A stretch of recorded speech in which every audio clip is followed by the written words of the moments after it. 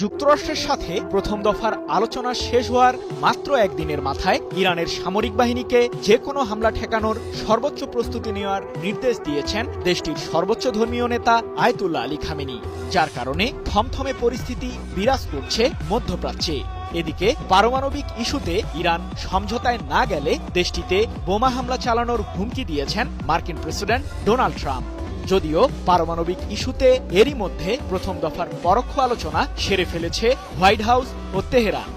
আলোচনা ফলপ্রসূ হওয়ার দাবি করলেও ইরানের সাথে আরেকটি বৈঠকে বসার ঘোষণা দিয়েছে মার্কিন শিবির। সামরিক বাহিনীর উদ্দেশ্যে খামেনির নির্দেশনায় আসলে কি লুকিয়ে আছে? ওমানের মধ্যস্থতায় দেশটির রাজধানী মাস্কাটে 12 এপ্রিল অনুষ্ঠিত হয়েছে যুক্তরাষ্ট্র বনাম ইরানের আলোচনা।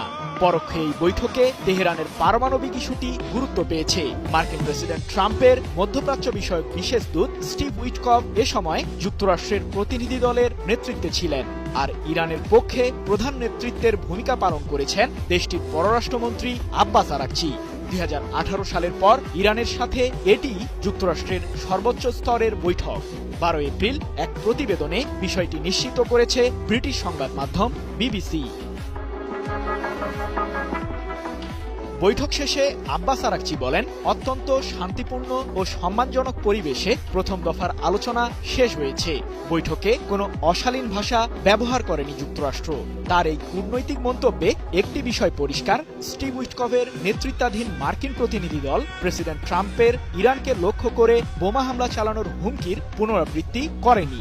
এর আগে মার্কিন প্রেসিডেন্ট ডোনাল্ড ট্রাম্প বলেছিলেন, পারমাণবিক ইস্যুতে ইরান হোয়াইট হাউসের সাথে সমাধানে না আসলে দেশটিতে সামরিক অভিযান চালাবে যুক্তরাষ্ট্র। তবে বৈঠকটি মাস্কাটে অনুষ্ঠিত হলেও আব্বাস আরাকচি ও স্টিভ উইটকফ একে অন্যের সাথে কোনো ধরনের ছবি তুলেননি। এমনকি দুই দেশের এই সর্বোচ্চ কূটনীতিকরা অবস্থান করছিলেন পৃথক দুইটি কক্ষে। ওমানের পররাষ্ট্রমন্ত্রী বদর বিন হামাদ আল বুসাইদির মাধ্যমেই বার্তা আদান প্রদান করেন আরাকচি ও উইটকফ। আলোচনা প্রসঙ্গে হোয়াইট হাউস এক বিবৃতিতে জানিয়েছে, বৈঠক খুবই ইতিবাচক ও গঠনমূলক হয়েছে।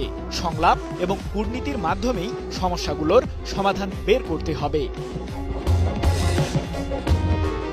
সম্প্রতি মধ্যপ্রাচ্যের বর্তমান পরিস্থিতি নিয়ে আলোচনা করতে দ্বিতীয় দফায় আবারও মার্কিন প্রেসিডেন্ট ট্রাম্পের সাথে আলোচনা করতে ওয়াশিংটন যান ইসরায়েলের প্রধানমন্ত্রী বেনিয়ামিন নেতানিয়াহু।